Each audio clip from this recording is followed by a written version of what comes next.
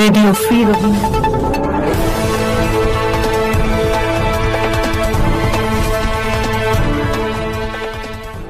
বাংলাদেশি জনগণের প্রশ্ন, কেন কেএনএফ বিদ্রোহীরা মুক্ত অথচ এক রোহিঙ্গা নেতা কারাগারে? আজ 13 আগস্ট 2025 RFR নিউজ।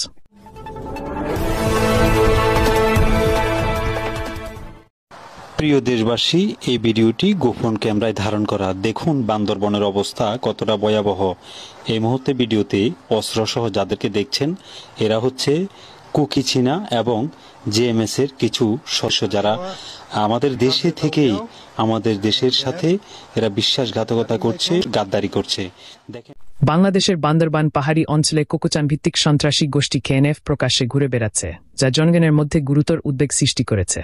নাগরিকরা বলছেন, বাংলাদেশের সরকার ও সেনাবাহিনী শান্তি ও নিরাপত্তা প্রতিষ্ঠার চেষ্টা করছে, অথচ টেকনাফ থেকে চট্টগ্রাম পর্যন্ত বৌদ্ধ রাখাইন কেএনএফ বিদ্রোহীরা সক্রিয়ভাবে পৃথক সরকার গঠন ধারণ করেছে, যেটা আপনাদের সাথে আসলে এখন ভিডিওতে শেয়ার করছি। দয়া করে ভিডিওটা সবাই শেয়ার করে বাংলাদেশ সেনাবাহিনীর নজরে চিত্রটি দিয়ে দিন, যেন অতি দ্রুত বাংলাদেশ সেনাবাহিনী এদেরকে আইনের আওতায় আনতে পারে। স্থানীয়দের ভয় দেখানো এবং ক্ষমতা সুসংহত করার চেষ্টা চালাচ্ছে।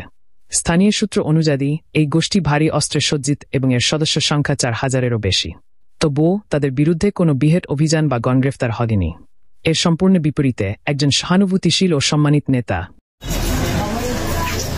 যিনি রোহিঙ্গা জনগণের অধিকার রক্ষায় দাঁড়িয়েছিলেন, তাকে গ্রেফতার করে কারাগারে পাঠানো হয়েছে, যা অনেককে ব্যবস্থার ন্যায্যতা নিয়ে প্রশ্ন তুলতে বাধ্য করেছে। রোহিঙ্গা জনগণ শতাব্দীর পর শতাব্দী ধরে নিপীড়ন, বাস্তুচ্যুতি ও কষ্ট সহ্য করেছে।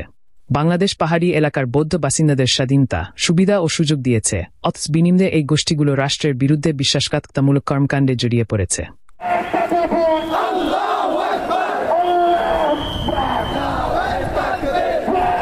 জনগণ বলছে, নিরীহ রোহিঙ্গারা কখনো বাংলাদেশের সামান্যতম ক্ষতিও করেনি এবং সবসময় এই দেশকে তাদের নিরাপদ বাড়ি হিসেবে বিবেচনা করেছে।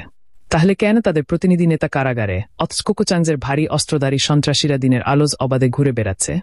বাংলাদেশের জনগণ সরকার ও আইন প্রযোগকারী সংস্থার কাছে স্পষ্ট জবাব চাইছে। কেন ন্যায় বিচার একটা অসম্ভাবে চুকে পড়েছে, আর এই প্রকাশ্য দ্বিমুখী মানদণ্ড কতদিন চলতে থাকবে?